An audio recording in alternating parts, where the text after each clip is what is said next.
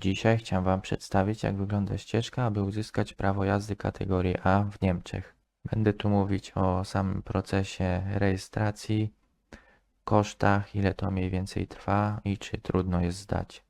Także jeżeli zainteresowałem Was, zapraszam na film.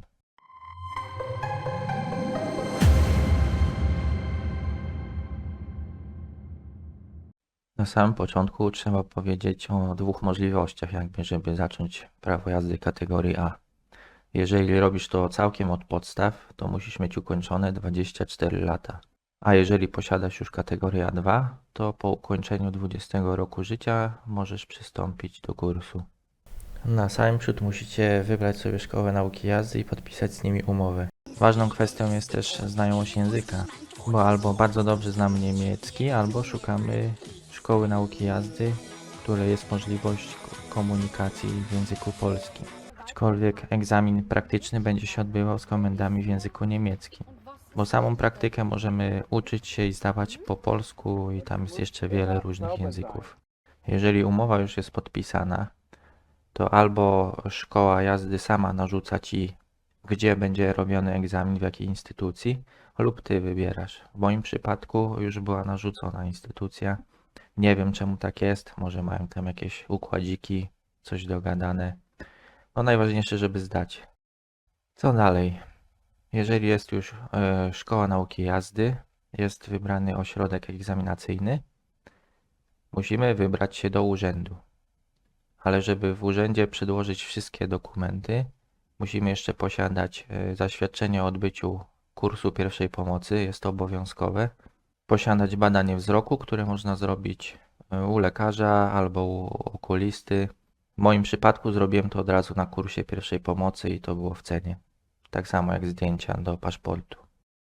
Jak już formalności mamy załatwione, no to wtedy trzeba chodzić na teorię i klepać testy do bólu.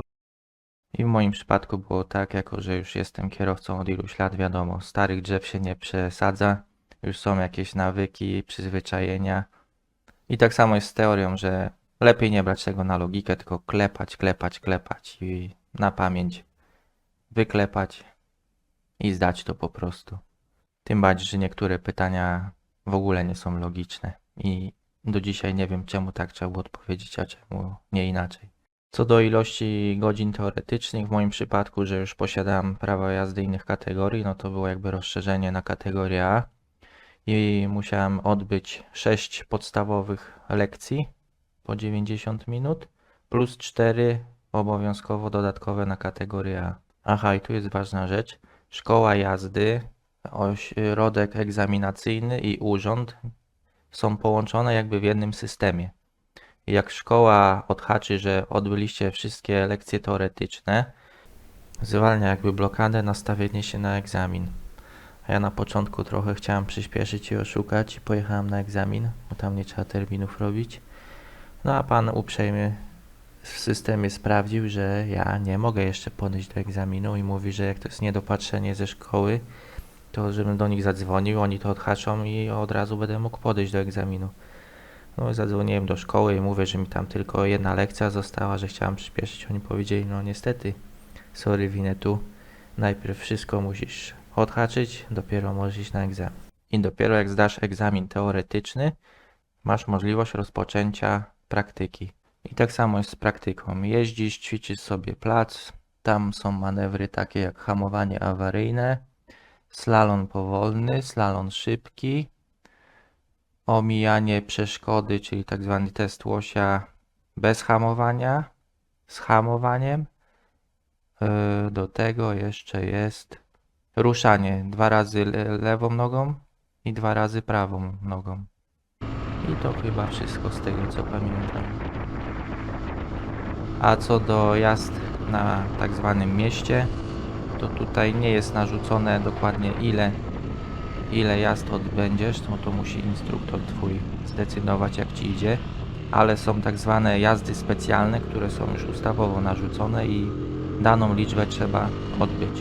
I to jest tak, są 3 jazdy w nocy, 4 jazdy po autostradzie i 5 jazd po tak zwanych landówkach, czyli drogi takie powiatowo-krajowe.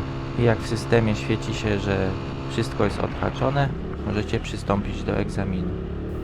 Na egzamin umawia Was Wasza szkoła jazdy albo Wasz instruktor osobiście. No i czekamy na termin, ale w moim przypadku on już to zrobił miesiąc szybciej. Już wiedział mniej więcej, ile będę godzin potrzebował do końca kursu. Jeżeli chodzi o egzamin, to przyjeżdżamy na wskazany adres, czy to jest plac manewrowy, na którym ćwiczyliśmy, czy jakiś inny punkt, czy pod szkołą jazdy. Sprawdzę oczywiście dokumenty, tożsamość i tak dalej. Strój Twój, czy masz odpowiednie buty, spodnie, ochraniacze i tak dalej. Wtedy są pytania odnośnie stanu technicznego, na przykład jak się sprawdza stan opon, albo jakieś tam światła, pierdoły. No i jak tam 3 punkty jakieś losowe jej pokażecie, to można się przygotować do jazdy. My się spotkaliśmy akurat pod Burger Kingiem. Z Burger Kingu pojechaliśmy 2 km na plac manewrowy. Po drodze już mi oczywiście motor raz zgasł, ale to był pierwszy i ostatni raz. No i na placu robimy wszystkie po kolei manewry. Albo ona mówi, albo po prostu Twój instruktor po kolei z Tobą to robi, a ona patrzy. Jak plac jest zaliczony, to jedziemy na miasto. To miasto to jest tak w cudzysłowie, bo nie jeździ się po centrum Berlina. Ja tu mieszkam na obrzeżach akurat.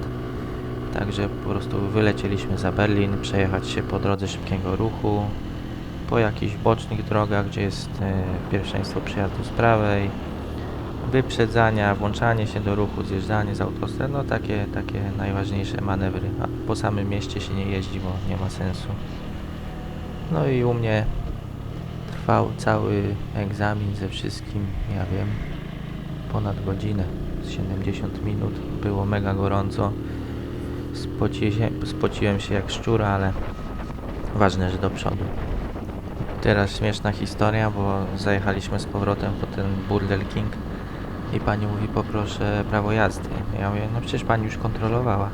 Ona, ale ja muszę zabrać. Ja mówię, to jak ja będę teraz jeździł? Ona mówi, no że wystawi mi taki kwitek, on jest ważny, tam 2 czy 3 miesiące, tam jest data podana i na tym mogę normalnie w Niemczech jeździć. Z tym, że ona mówi, że jak chce jechać do Polski, to nie wie, czy to będzie respektowane. Także trochę Lipton, a ja akurat jechałem na urlop do Polski. Ale stwierdziłem, przecież jest system elektroniczny, także myślę, że po numerze prawa jazdy mogą sobie sprawdzić, że ja nie mam cofniętych uprawnień, tylko po prostu sytuacja jest taka, że czekam na nowy kwitek.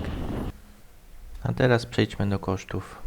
Opłata podstawowa, czyli zameldowanie się w szkole jazdy plus w tym już jest teoria jakby i wykłady, 250 euro.